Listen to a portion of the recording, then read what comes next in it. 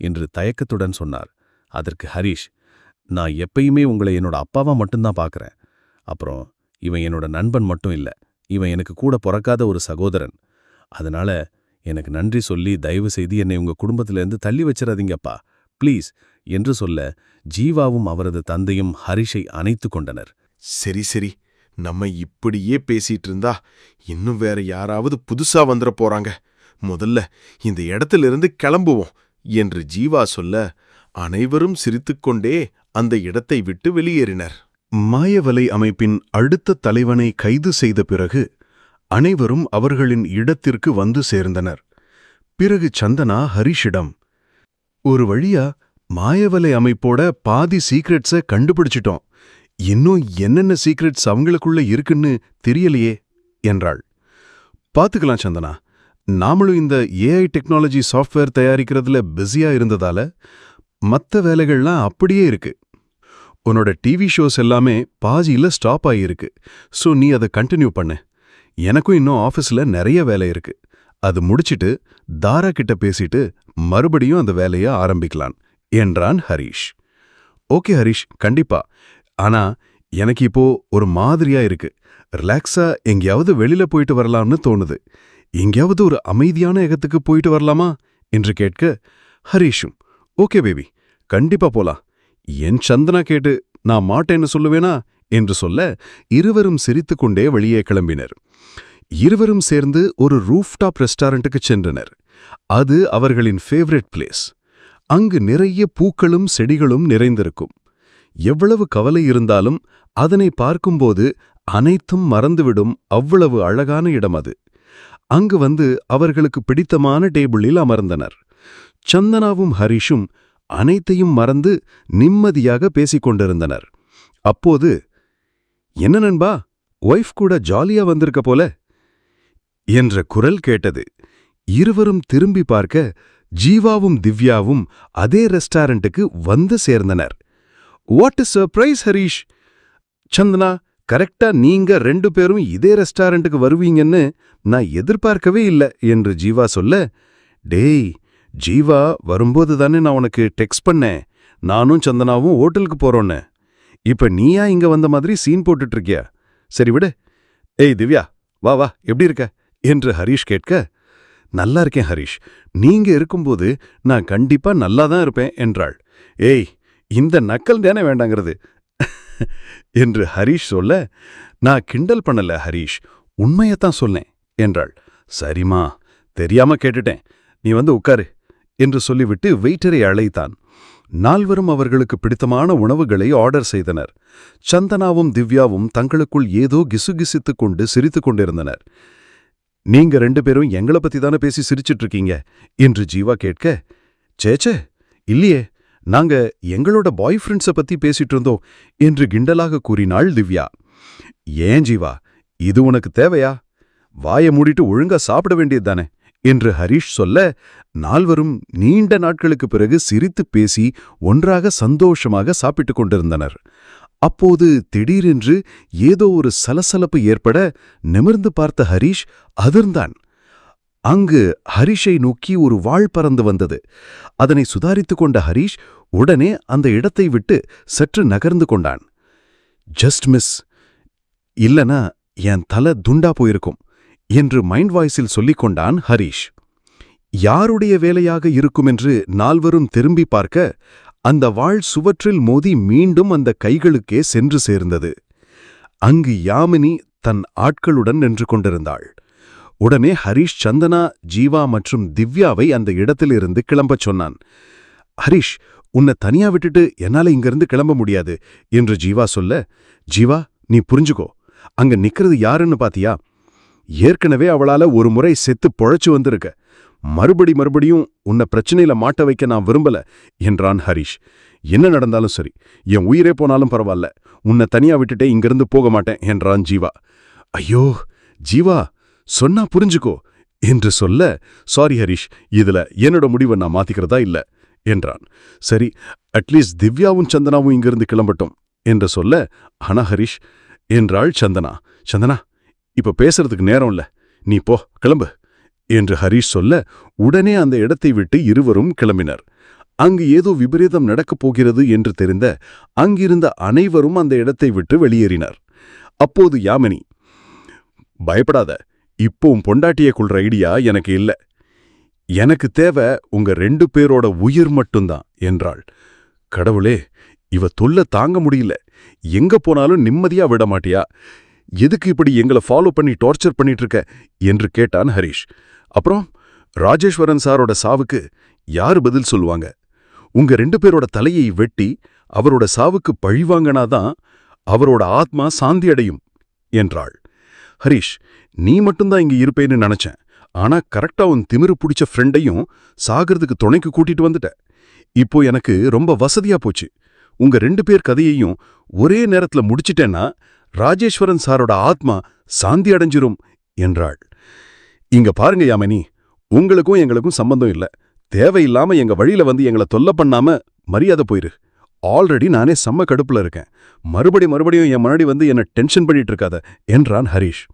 அது எப்படி ஹரிஷ், ஒரு குடும்பத்தோட ஆணி வேறையே சாச்சிட்டு உனக்கு சம்பந்தமே இல்லாத மாதிரி பேசுற? ராஜேஸ்வரன் சார் இருந்ததுக்கு முழுக்க நீ மட்டும்தான் காரணம். உன்னை ஜாலியா சுத்த விட்டு வேடிக்கை பார்க்க சொல்றியா? அவர் எம்மேல வச்சிருந்த நம்பிக்கைக்கு நான் இதை கூட செய்யலன்னா அவர் ஆத்மா என்னை எப்பவுமே மன்னிக்காது என்றாள் யாமினி. இல்ல ஹரிஷ், இவள இதுக்கு மேல சும்ப விட்டா இதுக்கப்புறமும் நம்மளை டிஸ்டர்ப் பண்ணிட்டே தான் இருப்பா. முதல்ல இவளை கொன்னாதான் எனக்கு ஆத்திரம் தீரும் என்றான் ஜீவா. எப்ப பார்த்தாலும் சம்பந்தமே இல்லாம வந்து என் ஃப்ரெண்டு கிட்ட சொண்ட போட்டுறதே பொழப்ப வச்சிருக்க. உனக்கு இதை தவிர வேற வேலையே இல்லையா என்றான். என் நண்பனை பத்தி உனக்கு என்ன தெரியும்? அவனுக்கு யாரையும் அழிக்க பழக்கம் இல்ல, வாழ வச்சுதான் பழக்கம். அத முதல்ல தெரிஞ்சுக்கோ என்றான் ஜீவா. டேய், போதும் நிறுத்து உன் ஃப்ரெண்டு புராணத்தை. கேட்டு என் காதே புளிச்சு போச்சு. உன் கூட இவ்வளவு நேரம் அமைதியா பேசிட்டு இருந்தது என்னோட தப்பு தான். இதுக்கு மேல உங்க 2 பேரையும் நான் சும்மா விட்டுட்டு போவேன்னு கனவுல கூட நினைக்காதீங்க. இன்னும் கொஞ்ச நேரத்துல நீங்க 2 பேரும் இருந்த இனமே தெரியாம அழிய போறீங்க என்றாள் யாமினி. ஹலோ, என்ன நீங்க தொட்ட உடனே நாங்க அப்படியே காணாம போயிடுவோமா என்றான் ஹரிஷ். அப்புறம் அந்த குடும்பத்தோட ஆணி வேற சாச்சது நான் இல்ல. அன்னைக்கு இடையில வந்து நான் ரத்தம் கொடுக்க தயாரா இருக்கிறப்போ அதை தடுத்து நிறுத்தினது நீங்களும் அவங்க குடும்பமும் தான்.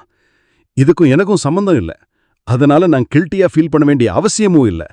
அவர் எனக்கும் என் குடும்பத்துக்கும் செஞ்ச துரோகத்துக்கு அவர் அனுபவிச்சு செத்துட்டாரு. அதுக்கு நான் ஒன்றும் பண்ண முடியாது என்றான் ஹரிஷ். இதுக்கு மேல உங்களை பேச விட்டு வேடிக்கை பார்க்கறதுல எந்த அர்த்தமும் இல்லை என்று சொல்லிக்கொண்டே அவள் கையில் இருந்த வாளை ஹரிஷ் மீது சுழற்றி அடித்தாள். நொடிப்பொழுதில் அதிலிருந்து தப்பித்துக் கொண்ட ஹரிஷ் மீண்டும் யாமினியை தாக்கினான். இருவருக்கும் இடையில் கடுமையான மோதல் நடந்து கொண்டிருக்க யாமினி ஹரிஷை தாக்க முற்பட்டாள். அதனை கண்ட ஜீவா இடையில் வந்து ஹரிஷை காப்பாற்ற அவனுக்கு முன் வந்து நின்றான். ஏண்டா, உன்னை எத்தனை தடவை தாண்டா அடிக்கிறது? எத்தனை தடவை அடிச்சாலும் கொஞ்சம் கூட பயம் இல்லாம திரும்பி உன் நண்பனுட்டாக கூட வந்துகிட்டே இருக்க. ஆனா உன்னோட ஃப்ரெண்ட்ஷிப்புக்கு அவன் ஒருத்தில்ல. அதனால ஒழுங்கா இங்கிருந்து போயிரு என்று மிரட்டும் குரலில் கூறினாள். ஜீவா விலகி போகாமல் அங்கேயே நின்றான். ஆக்ரோஷத்துடன் யாமினி தனது கால்களால் ஜீவாவின் நெஞ்சல் உதைத்தாள். ஏற்கனவே அடிபட்ட இடத்தில் மீண்டும் உதைத்ததால் ஜீவா வலி தாங்க முடியாமல் சுருண்டு விழுந்தான். உடனே ஹரிஷ் அதிர்ந்தவனாய், ஐயோ ஜீவா, உனக்கு என்ன ஆச்சு? நான் தான் அப்பவே என் கூட வராதுன்னு சொன்னேன்ல, கேட்டியா நீ? ஏண்டா திரும்பி என் கூட வந்து அடி வாங்கிட்டே இருக்க? ஜீவா ப்ளீஸ், ஜீவா ஏதாவது பேசுடா, எனக்கு ரொம்ப பயமா இருக்கு ஜீவா என்று ஹரிஷ் கதறி கொண்டிருந்தான். எனக்கு ஒன்றும் இல்லை நண்பா, நான் நல்லதான் இருக்கேன். நீ எனக்கு பண்ணிருக்க உதவிக்கே இதெல்லாம் ஒண்ணுமே இல்லை ஹரிஷ் என்று ஜீவா சொன்னதும் பயம் நீங்கி யாமினியின் எதிர்ப்புக்கு ஹரிஷ் ஈடு கொடுத்து சண்டையிட்டு கொண்டிருக்க ஹரிஷின் திறமையைக் கண்டு அதிர்ந்தாள் யாமினி. இதற்கு மேலும் ஹரிஷுடன் நேரடியான சண்டையிட்டு ஜெயிக்க முடியாது என்று நினைத்து யாமினி தந்திரமாக ஹரிஷை தாக்க நினைத்து தனது இடுப்பில் வைத்திருந்த கத்தியை எடுத்து ஹரிஷ் மேல் வீச முற்பட்டாள். கண் இமைக்கும் நேரத்தில் அந்த வாள் ஹரிஷை நோக்கி வர இதற்கு மேலும் அதிலிருந்து தப்பிப்பது சுலபமல்ல என்று யூகித்த ஹரிஷ் உடனே தான் அணிந்திருந்த கவசத்தின் மேல் அந்த கத்தி படுமாறு விலகி நின்றான். அந்த கூர்மையான வாழ்முனை மடங்கி கிடந்தது. அதைக் கண்ட யாமினி அதிர்ச்சி அடைந்தாள். நினைச்சேன், நீ அப்பவே உள்ள ஏதோ உன்னை காப்பாத்துறதுக்காக போட்டிருக்கேன்னு, இப்ப அது கன்ஃபார்ம் ஆயிடுச்சு என்றாள். இன்னைக்கு உன்னை கொன்னதுக்கப்புறம் அது எனக்கு சொந்தமாயிடும் என்று கூறியவளின் கண்களில் பேராசை மினியது. அவளுக்கு ஹரிஷை கொல்ல வேண்டும் என்பதை விட அவனிடம் இருக்கும் கவசத்தை எப்படியாவது பறித்துவிட வேண்டும் என்பது மட்டுமே குறிக்கோளாக இருந்தது. ஹரிஷ் நீண்ட நேரமாக அவளுடன் சண்டையிட்டுக் கொண்டிருந்ததால் சிறிது சோர்வாக இருப்பது போல் உணர்ந்தான். அதனை வெளிக்காட்டிக் கொள்ளாமல் தைரியமாகவே யாமினியை எதிர்த்து நின்றான் ஹரிஷ். மீண்டும் யாமினி விடாமல் ஹரிஷை தாக்க நினைத்து அவன் எதிர்பார்க்காத சமயத்தில் தன் கையிலிருந்த வாளை ஹரிஷின் தலைக்கு நேராக உயர்த்தினாள். அவள் வாளை வீசியவுடன் திடீரென்று பலமான காற்று வீசத் தொடங்கியது. மற்றொரு இடத்திலிருந்து ஒரு வாள் ஹரிஷை தாக்க விடாமல் யாமினியின் வாளை தடுத்து நிறுத்தியது. அந்த வாள் மட்டும் வந்து தடுக்கவில்லை என்றால் ஹரிஷின் நிலைமை என்னவென்று யூகித்திருக்க முடியாது. அதே சமயத்தில் தன் வாளை தடுத்தது யார் என்று திடுக்கிய யாமினி திரும்பி பார்க்க அங்கே யாரும் இல்லாததைக் கண்டு அதிர்ந்து போனாள். யாராக இருக்கும் என்று அவள் யோசித்துக் கொண்டிருக்கும்போது கண்ணிமைக்கும் நேரத்தில் யாரோ ஒருவர் யாமினியை தாக்கியதைப் போல உணர்ந்தாள். இதுவரை சலிக்காமல் ஹரிஷுடன் சண்டையிட்டுக் கொண்டிருந்த யாமினி சற்று தடுமாற ஆரம்பித்தாள். யார் நீ? தைரியம் இருந்தா என் முன்னாடி வந்து சண்டை போடு. இப்படி கோளமாரி ஒழிஞ்சிருந்து தாக்குற, என்ன பார்த்து உனக்கு அவ்வளவு பயமா என்று யாமினி ஆக்ரோஷத்துடன் கத்தினாள். அப்போது, ஒரு நல்ல அமைப்புக்கு வேலை செய்யறேன்னு சொல்லிட்டு இவ்வளவு கேவலமான வேலையை செய்யற, உன்னோட முகத்தை பார்க்க கூட எனக்கு அருவருப்பா இருக்கு என்று ஒரு குரல் ஒலித்தது. இப்போது தன்னை காப்பாற்றியது யார் என்று புரிந்து கொண்டான் ஹரிஷ். அப்போது யாமினி குரல் வந்த திசையை திரும்பி பார்க்க அங்கு நிழலின் மறைவிலிருந்து ஓர் உருவம் வெளியே வந்தது. அது வேற யாருமல்ல, ருத்ரவேந்தர்தான். இந்த சண்டை ஆரம்பிக்கும் போதே ருத்ரவேந்தர் அந்த இடத்திற்கு வந்திருந்தார். இருந்தாலும் ஹரிஷ் எந்தளவுக்கு யாமினியை சமாளிக்கிறான் என்பதை அறிய விரும்பினார். அதனால் அமைதியாக ஒரு இடத்தில் நின்று சண்டையை வேடிக்கை பார்த்துக் கொண்டிருந்தார். ஒரு கட்டத்திற்கு மேல் ஹரிஷால் யாமினியை சமாளிக்க முடியாது என யோசித்த ருத்ரவேந்தர் ஹரிஷை காப்பாற்ற முன்வந்தார். ஆனால் போன முறையை விட இந்த முறை ஹரிஷ் யாமினியை நன்றாக சமாளித்ததை நினைத்து மகிழ்ச்சியடைந்தார். இருந்தும் இன்னும் யாமினியின் கை ஓங்கியிருப்பதை நினைத்து சற்று வருத்தப்பட்டார். இன்னும் ஹரிஷுக்கு நிறைய பயிற்சிகள் தேவைப்படுகிறது. அதனை விரைவாக அவனுக்கு கற்றுக் கொடுக்க வேண்டும் மற்றும் அவன் பலத்தை அதிகரிக்கவும் சில பயிற்சிகள் தேவைப்படுகிறது என்று யோசித்துக் கொண்டார். பிறகு ருத்ரவேந்தர் தான் வைத்திருந்த பெட்டியில் கலர் கலராக மாத்திரைகளை வைத்திருந்தார். அதிலிருந்து ஒரு கிறிஸ்டல் மாத்திரையை மட்டும் ஹரிஷுக்கு கொடுத்தார். அந்த கிறிஸ்டல் மாத்திரையை கண்டதும் ஹரிஷின் முகம் மகிழ்ச்சியில் மலர்ந்தது. ஏனென்றால் அந்த மாத்திரை சாதாரண ஒருவரால் தயாரிக்க முடியாது. ருத்ரவேந்தர் போன்ற கடும் பயிற்சி பெற்றவர்களால் மட்டுமே அதனை தயாரிக்க முடியும். பிறகு ருத்ரவேந்தர் ஹரிஷிடம், இவளை நான் பாத்துக்கிறேன், நீ உன் நண்பனுக்கு என்னாச்சுன்னு போய் பாரு என்று சொல்லிவிட்டு யாமினியுடன் சண்டையிடத் தயாரானார். அப்போது யாமினி, வா, இந்த நாளுக்காக தான் நான் ரொம்ப நாளா காத்துட்டு இருந்தேன். நீ உயிரோட இருந்தாதானே உன்னோட சிஷ்யனை பாதுகாப்ப. இன்னைக்கு முதல்ல உன்னோட கதையை முடிச்சிட்டு அதுக்கப்புறமா உன்னோட சிஷ்யனோட கதையை முடிக்கிறேன்னு சொல்லி ருத்ரவேந்தரை கடுமையாக தாக்க வந்தாள். இவ்வளவு நேரம் ஹரிஷுடன் சண்டையிட்டும் சலிக்காத யாமினி ருத்ரவேந்தருடன் கடும் சண்டையில் ஈடுபட்டாள். ஆனால் அதனை எளிதாக சமாளித்த ருத்ரவேந்தர் மீண்டும் யாமினியை தாக்க அடுத்த 2 நிமிடங்களில் யாமினியால் ருத்ரவேந்தரின் சண்டைக்கு ஈடு கொடுக்க முடியாமல் திணறினாள். இதுவரை யாருடனும் சண்டையிட்டு தோற்காத யாமினி முதன்முறையாக ருத்ரவேந்தருடன் சண்டையிட சிரமப்படுவது அவளுக்கு ஏமாற்றத்தை அளித்தது. இருந்தாலும் பின்வாங்க விருப்பப்படாத யாமினி தான் வைத்திருந்த வாளை மீண்டும் உயர்த்த அதை ஒரே அடியில் உடைத்தெறிந்தார் ருத்ரவேந்தர். இதற்கு மேலும் தன்னால் இவரை சமாளிக்க முடியாது என யோசித்த யாமினி தான் அணிந்திருந்த சாதாரண செராமிக்கால் உருவாக்கப்பட்ட கவசத்தை கொண்டு ருத்ரவேந்தரை அழித்துவிட வேண்டும் என்று திட்டமிட்டாள். யாமினியின் திட்டம் என்னவென்று எளிதில் புரிந்து கொண்ட ருத்ரவேந்தர் முதலில் அவள் கர்வமாக வைத்திருக்கும் அந்த கவசத்தை உடைக்க முடிவெடுத்தார். அதன் பிறகு அவர் தன் சக்தியால் அந்த கவசத்தை லேசாகத் தொட அது சுக்குநூறா உடைந்து நொறுங்கிவிட்டது. இதனை சற்றும் எதிர்பார்க்காத யாமினி முதன்முறையாக பயத்தை உணர்ந்தாள். அந்த கவசம் உடைந்த பிறகு யாமினி கவசம் அணிந்திருந்த சில இடங்களிலிருந்து ரத்தம் வழிந்தது. பிறகு ருத்ரவேந்தரின் சிறு தாக்குதலில் பயமும் நடுக்கமும் நம்பிக்கையின்மையும் அவளுக்கு ஏற்பட்டது. இதற்கு மேல் அவருடன் சண்டையிட முடியாது என்று தெரிந்தவள் கண்ணிமைக்கும் நேரத்தில் அங்கிருந்து தப்பித்து அந்த இடத்தை விட்டு ஓடினாள். 1 மணி நேரத்திற்கு பிறகு அந்த மாத்திரையின் பலனால் ஆழ்ந்த உறக்கத்திலிருந்த ஹரிஷ் கண்விழித்து பார்த்தான். அந்த நேரத்தில் அங்கே யாருமே இல்லை. ஹரிஷ் ஒரு மூலையில் படுத்திருக்க ஜீவா மற்றொரு பக்கம் கிடந்தான். அப்போதுதான் தான் கண்டது கனவில்லை என்பது ஹரிஷுக்கு புரிய வந்தது. எழுந்து தன்னை பார்த்து கொண்டவன் அவன் உடலிலிருந்த அத்தனை காயங்களும் மாறி அவன் எப்போதும் போல் இயல்பாக இருப்பதை உணர்ந்தான். மேலும் அவன் உடலில் புதிய சக்திகள் அதிகரித்திருப்பதையும் உணர்ந்தான். அவனுக்கு இன்னும் ருத்ரவேந்தர் தனக்காக அந்த கிறிஸ்டல் மாத்திரையை கொடுத்தார் என்பதை நம்பவே முடியவில்லை. அப்போது கண்பிடித்த ஜீவா, ஹரிஷ், நீ நல்லாதானே இருக்க, உனக்கு ஒன்றும் ஆகலையில நண்பா என்று கேட்க, ஹரிஷ், எனக்கு ஒன்றும் இல்லை நண்பா, உனக்கு ஏதும் அடிப்படலையே என்று கேட்டான் ஹரிஷ். அப்போது ஜீவாவின் காயங்களும் ஆறியிருப்பதை கண்டான் ஹரிஷ். எனவே ருத்ரவேந்தர் ஜீவாவிற்கும் சில ஹெர்பல் மாத்திரைகளை கொடுத்திருக்கிறார் என்பதை புரிந்து கொண்டான் ஹரிஷ். நண்பா, நான் உன்கிட்ட உன்னை கேட்கலாமா என்று ஜீவா கேட்க, ஹரிஷ், கண்டிப்பா ஜீவா, என்கிட்ட கேட்கறதுக்கு உனக்கு என்ன தயக்கம் என்றான் ஹரிஷ். கொஞ்ச நேரத்துக்கு முன்னாடி ஒரு பெரியவர் வந்தார்ல, அவர்தான் போன தடவை என்ன காப்பாத்தினாரா? இல்ல, எனக்கு அவர்தானான்னு கரெக்டா தெரியல. திவ்யாவும் அப்பாவும் சொன்னதை வச்சு அவரா இருக்குமோன்னு எனக்கு தோணுச்சு. அதனால தான் கேட்டேன். ஆமா ஜீவா, போன தடவை உன்னோட உயிரை காப்பாத்துனது அவர்தான். ஆனா இந்த விஷயம் வேற யாருக்கும் வெளியில தெரியாம பாத்துக்கோ. ஏன்னா ஒரு சில விஷயங்கள் கொஞ்ச நாளைக்கு ரகசியமா இருக்கிறது தான் நம்ம எல்லாருக்குமே நல்லது என்றான் ஹரிஷ். கண்டிப்பா நண்பா, நான் யார்கிட்டயும் சொல்ல மாட்டேன். நீ என்ன நம்பலாம் என்றான் ஜீவா. பிறகு ஹரிஷ் ஜீவாமை அழைத்துக்கொண்டு அவனது வீட்டில் டிராப் செய்துவிட்டு வீட்டிற்கு வந்தான். சந்தனா மிகவும் கவலையுடன் அமர்ந்திருந்தாள். ஹரிஷ், என்னாச்சு? யார் அவங்க? எதுக்காக உன்னை கொல்ல வந்தாங்க என்று சந்தனா கேட்க, ஒன்னும் பேபி, அவங்க வேற யாரையும் நான் தப்பா நினைச்சிட்டு சொல்ற அளவுக்கு போயிட்டாங்க என்று சமாளித்தான்.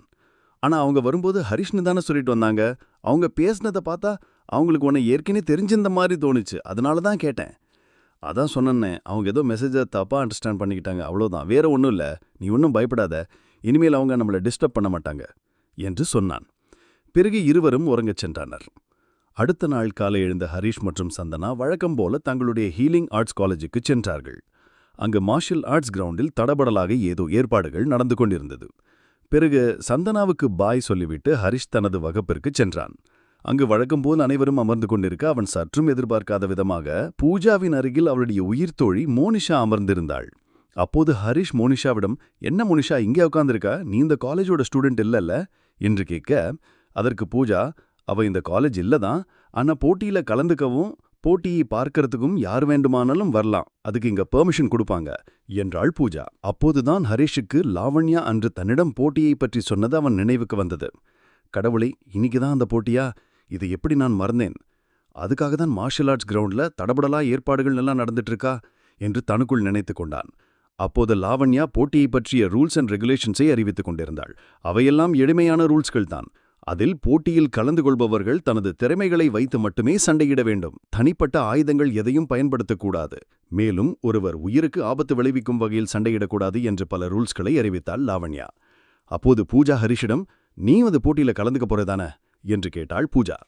ஆமா, அது எப்படி உங்களுக்கு தெரியும் என்று ஹரிஷ் கேட்க, ஆமா, ஒவ்வொரு கிளாஸ்லும் யார் யாரு போட்டியில கலந்துக்க போறாங்கன்னு எல்லா லிஸ்ட்டும் நேத்து நைட்டு லாவண்யா மேம் குரூப்ல அனுப்பியிருந்தாங்க. நம்ம கிளாஸ்ல இருந்து நீ தான் பார்ட்டிசிபேட் பண்ண போறேன்னு இந்த லிஸ்ட்ல இருந்துச்சு. எப்படி இருந்தாலும் நீ தான் அந்த போட்டியில ஜெயிக்கணும்னு நாங்க ஆசைப்படுகிறோம். ஏன்னா அப்பதான் அப்படின்னு சொல்லி நிறுத்திவிட்டாள் பூஜா. அப்போதுதான் ஹரிஷுக்கு மோனிஷாவின் தாத்தாவை எப்படியாவது காப்பாற்றிவிட வேண்டும் என்ற ஆதங்கத்தில் மோனிஷாவும் பூஜாவும் இருக்கிறார்கள் என்று புரிந்தது. பிறகு, நீ அந்த குரூப் சாட் பார்க்கலையா என்று கேட்டாள். அதற்கு ஹரிஷின் மைண்ட் வாய்ஸில், ஆமா, நேத்து நைட்டு குரூப் சாட் பார்க்குற நிலைமையிலே இருந்தோம், உயிரோடு இருப்போமா இல்லையாங்கிற நிலைமையில இருந்தோம் என்று யோசித்தவன் ஜீவாவை திரும்பி பார்த்தான். ஜீவாவும் ஹரிஷ் என்று சொல்ல வருகிறான் என்பது புரிந்தது போல் ஒரு ஸ்மைல் செய்துவிட்டு அமைதியாக இருந்தான். இருவரும் எதற்காக ஒருவரை ஒருவர் பார்த்து சிரித்துக் கொள்கிறார்கள் என்று புரியாமல் விழித்தாள் பூஜா. மார்ஷியல் ஆர்ட்ஸ் மைதானம் பரபரப்பாக இருந்தது. லாவண்யா தன் கையிலிருந்த மைக்கில் பேசத் தொடங்கினார். அவருடைய குரலில் ஒரு பதற்றம் கலந்திருந்தது. ஸ்டூடெண்ட்ஸ், இந்த வருஷம் போட்டியில ஒரு சின்ன மாற்றத்தை கொண்டு வந்திருக்காங்க என்று சொன்னதும் அங்கு கூடியிருந்த அவர்கள் ஒருவரை ஒருவர் அதிர்ச்சியுடன் பார்த்து கொண்டனர். அதே சமயம் மற்ற காலேஜிலிருந்து வந்த மாணவர்கள் மிகுந்த தைரியத்துடனும் ஆர்வத்துடனும் அமர்ந்திருந்தனர். எப்பவுமே நம்ம காலேஜில் இருக்க ஸ்டூடெண்ட்ஸ் மட்டும்தான் இந்த போட்டியில பார்ட்டிசிபேட் பண்ணுவாங்க. மற்ற காலேஜில் இருந்து வர்ற ஸ்டூடெண்ட்ஸ் ஆடியன்ஸா மட்டும்தான் இருப்பாங்க. ஆனா இந்த தடவை மற்ற காலேஜில் இருந்து வர்ற ஸ்டூடெண்ட்ஸும் இந்த போட்டியில கலந்துக்க போறாங்க. அதனால போட்டி ரொம்பவே கடுமையா இருக்க போகுது. அதுவும் மற்ற காலேஜில் இருந்து வந்திருக்க ஸ்டூடெண்ட்ஸ் எல்லாம் சாதாரணமான போட்டியாளர்கள் நினைச்சிடாதீங்க. அவங்க மார்ஷியல் ஆர்ட்ஸ்லயும் இன்னும் நிறைய வித்தைகளை கற்றுத் தேர்ந்த மாணவர்கள். அதனால ஒவ்வொரு போட்டியும் பயங்கர விறுவிறுப்பா இருக்க போகுதுன்னு நினைக்கிறேன். எல்லாரும் இப்பவே அதுக்கு தயாரா இருந்துக்கோங்க என்றாள். லாவண்யா பேசியது ஹரிஷ்க்கு பெரும் அதிர்ச்சியை கொடுத்தது. அவன் மனதிற்குள், கடவுளே, என்ன மத்த காலேஜ் ஸ்டூடெண்ட்ஸும் இதுல பார்ட்டிசிபேட் பண்ண போறாங்களா? லாவண்யா மேம் இத முன்கூட்டியே ஏன் சொல்லல? இவங்க என்ன எல்லாத்தையும் லாஸ்ட் மினிட்ல சொல்றாங்க? இது வெறும் போட்டி இல்ல, ஒரு பெரிய சவாலா இருக்கும். எந்த ஆயுதமும் இல்லாம சண்டை போடணும். நான் எப்படி இந்த சவாலை சமாளிக்க போறேன்னு நினைத்து கொண்டான். அப்போது ஜீவா, என்னாச்சு ஹரீஷ், ஏன் நீ ஒரு மாதிரியா இருக்க என்று கேட்க, இல்ல ஜீவா, இப்போ இவங்க லாஸ்ட் மினிட்ல இத சொல்றாங்க. என்னால அந்த போட்டியில ஜெயிக்க முடியுமான்னு தெரியல. அதான் என்ன பண்றதுன்னு தெரியாம யோசிச்சுட்டு இருக்கேன் என்றான் ஹரீஷ். நண்பா, உன்னோட திறமை என்னங்கிறது உனக்கே தெரியல. லாஸ்ட் மந்த் காலேஜுக்குள்ள அத்தனை பேர் முன்னாடி எதையும் எதிர்காக்காம தயானந்த் சார் கூட சண்டை போட்டதை மறந்துட்டியா? நீ அடிச்ச அடியில அந்த மார்ஷியல் ஆர்ட்ஸ் டீச்சரே உன் கூட போட்டி போட முடியாம விட்டு சொல்லி உன்கிட்ட கெஞ்சினாரு. அவ்வளவு தைரியமான என்னோட ஹரீஷா எப்படி பேசுறது? உன்னால நிச்சயமா எவ்வளவு பெரிய ஆளா இருந்தாலும் ஜெயிக்க முடியும் நண்பா. ஃபர்ஸ்ட் நம்பிக்கையோட இரு. அதெல்லாம் சரிதான் நண்பா. நம்ம காலேஜ் ஸ்டூடெண்ட்னா யாரு எந்த மாதிரி சண்டை போடுவாங்கன்னு ஓரளவுக்கு ஜட்ஜ் பண்ணிடுவேன். ஆனா வெளியிலிருந்து வர்றவங்கெல்லாம் எந்த மாதிரி இருப்பாங்கன்னு உடனே ஜட்ஜ் பண்ண முடியாதுல்ல. ஒருவேளை அதுல யாராவது யாமினி மாதிரி யாராவது இருந்தாங்கன்னா என்னால எப்படி சமாளிக்க முடியும்? கம்மான் ஹரீஷ், நீ ஜெயிக்க பொறந்த வேண்டா. நிச்சயமா தோல்வி உன் பக்கத்துல கூட வராது. ஏன்னா நீ மார்ஷியல் ஆர்ட்ஸ்ல மட்டும் இல்ல, ஹெர்பல் மெடிசின்லயும் கை தேர்ந்தவன்.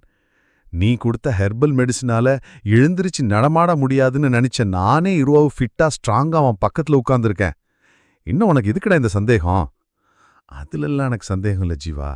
ஒருவேளை இதுல யாராவது யாமினியோட ஸ்டூடெண்ட்ஸா இருந்தாங்கன்னா அவங்க எந்த மாதிரி இருப்பாங்கங்கிறது கொஞ்சம் கவலையா இருக்கு. வேற ஒன்றும் இல்ல.